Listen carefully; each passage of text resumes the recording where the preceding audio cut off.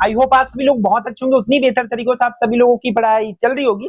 तो इस वीडियो में बच्चों अपन देखने के वाले कक्षा 9वीं विषय विज्ञान की आपकी अर्धवार्षिक परीक्षा के लिए practice paper as a sample paper बच्चों, तो बहुत ध्यान से इसको देखेंगे ताकि आपको जो तैयारी कर रहे हैं आपको एक आइडिया मिल पाए कि किस तरीके से क्वेश्चंस आपके एग्जाम में पूछे जाएंगे। भाई पहली बार आई थिंक आप लोग एग्जाम दिला रहे होंगे, क्योंकि अगर गवर्नमेंट स्कूल वाले हो तो 8वीं तक का तो ऐसे ही चला गया होगा, है ना। 9th में आप फर्स्ट टाइम एग्जाम दिला रहे हैं तो आप लोग ध्यान से यहाँ पर देखेंगे बच्चों। तो देखो आपका 10 सही विकल्प आना है, तो किस किस चैप्टर से किस टाइप से आएंगे देखो यहाँ पर दोनों मीडियम के लिए है, तो आप लोग ध्यान से करेंगे। सही विकल्प चुन करके लिखना है, choose the correct option and right. क्या बोला जा रहा है, फर्स्ट क्वेश्चन क्या है, निम्न में से द्विबीजपत्री पौधा है, इसके बीज किसके बीज जो है दो टुकड़ा हो जाता है, तो इस पर सरसों इसकी करेक्ट आंसर हो जाएगी, मस्टर्ड इसकी करेक्ट आंसर हो जाएगा। क्षारी मूलक होते हैं बच्चों, धनावेशित ऋणावेशित आयन, और आपको बोला जा रहा है उदासीन, कभी धनावेशित कभी ऋणावेशित, तो यहाँ पर धनावेशित हो जाएगा। क्लियर है बच्चों, आया क्या समझ यहाँ तक का। फिर अगला क्वेश्चन पर मूव ऑन करते हैं। थर्ड बोला जा रहा है उतक, उतक किसको कहते हैं ये आप लोगों को पूछा जा रहा है, तो कोशिकाओं के समूह को, मतलब इसके चौथा जो है करेक्ट और सही जवाब हो जाएगा। क्लियर है। फिर नेक्स्ट वन आगे बढ़ते, इस पर चौथा पर क्या बोला जा रहा है, रेखी गति का उदाहरण है। इस पर रेखी गति का उदाहरण कौन सा है, पंखे का घूमना, धावक का वृत्ति मार्ग, यहाँ पर देखो क्या दिया, धावक का वृत्ति मार्ग पर दौड़ना, रेलगाड़ी का पटरी पर दौड़ना, हवाई झूला। तो यहाँ पर ये पूछा जा रहा है कि रेखी गति का उदाहरण है, तो आप लोग को बताना है कि रेखी गति का उदाहरण कौन सा है, rotation of a fan, running of a runner on a circular track, running of a train on a track, swing, इस तरीके से ऑप्शन दिया हुआ है। तो रेखी गति एक सीधी गति की बात कर रहा है, तो आप लोग को पता है अबे रेलगाड़ी की पटरी एक सीधी गति होती थी, इसका सही आंसर हो जाएगा। पांचवा यौगिक का उदाहरण है, इसमें यौगिक मतलब दो या दो से अधिक तत्व मिले होते उसे यौगिक कहते हैं। तो ऑक्सीजन, लोहा, कार्बन डाइऑक्साइड, कार्बन, यहाँ पर आपको देखो भाई कार्बन डाइऑक्साइड में कार्बन और ऑक्सीजन दो चीजों से मिलकर के बना हुआ है, दैट्स व्हाई कार्बन डाइऑक्साइड यौगिक है। फिर छठवा क्या बोला जा रहा है, वर्गीकरण का मूल इकाई क्या है, वर्गीकरण का मूल इकाई बच्चों जाति है, ठीक है। वर्गीकरण की मूल इकाई क्या है, जाति। सातवां की अगर बात करें कि गुरुत्वाकर्षण बल का एस आई मात्रक आपको लिख रहे हैं, तो गुरुत्वाकर्षण बल का एस आई मात्रक जो होता है क्या होता है बच्चों, न्यूटन होता है, ठीक है। फिर आगे आठवां जो है क्या बोला जा रहा है कि टिंडल प्रभाव प्रदर्शित कर, जो टिंडल प्रभाव है, टिंडल प्रभाव प्रदर्शित करता है कौन बच्चों, स्टार्च। क्लियर है।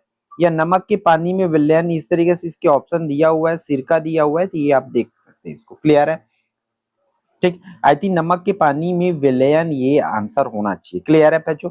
फिर नौवा, जड़ में पाया जाने वाला पादप उतक कौन सा है, तो जड़ में कौन सा उदक पाया जाते हैं, तो जाइलम। कौन सा बच्चों, जाइलम इसकी करेक्ट जवाब हो जाएगा, परफेक्ट आंसर होगा। 10वां, रंध्र का प्रमुख कार्य क्या होते हैं, जो रंध्र पाया जाते हैं पत्तियों में उसका प्रमुख कार्य क्या होते हैं, तो इसका प्रमुख कार्य होते हैं वाष्प उत्सर्जन करना, जैसे कि आप लोग क्लास 10 में भी इसको करोगे, ठीक है।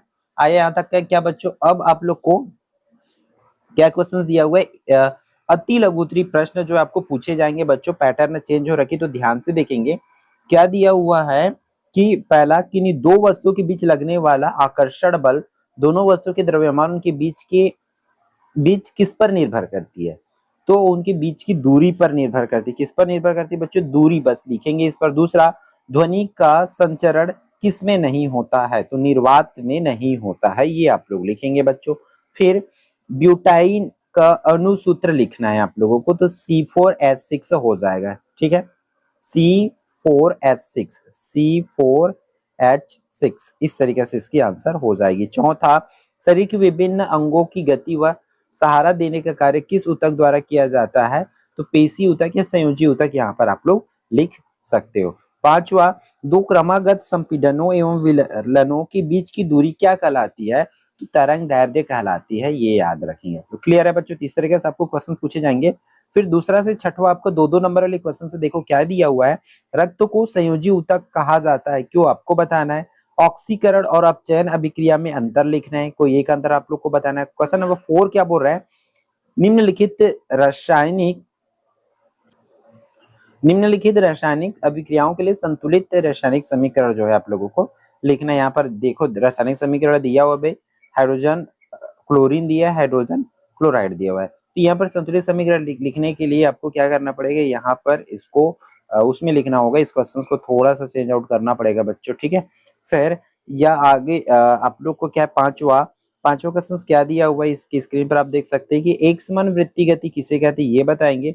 क्या अंतरिक्ष में भी ध्वनि सुनाई देगी, इसको आपको अपने शब्दों में बताना है। फिर हमारा यहाँ से 3 मार्क्स वाले क्वेश्चन स्टार्ट हो जाएगा। क्या बोला जा रहा है, किसी ठोस की द्रव में विलयता पर तापमान का क्या प्रभाव पड़ता है, क्रियाकलाप द्वारा स्पष्ट करना है। आठवां, मैग्नीशियम के तार को हवा में जलाने पर सफेद रंग का ऑक्साइड बनता है, या तत्व किस या यौगिक कारण सहित बताना है।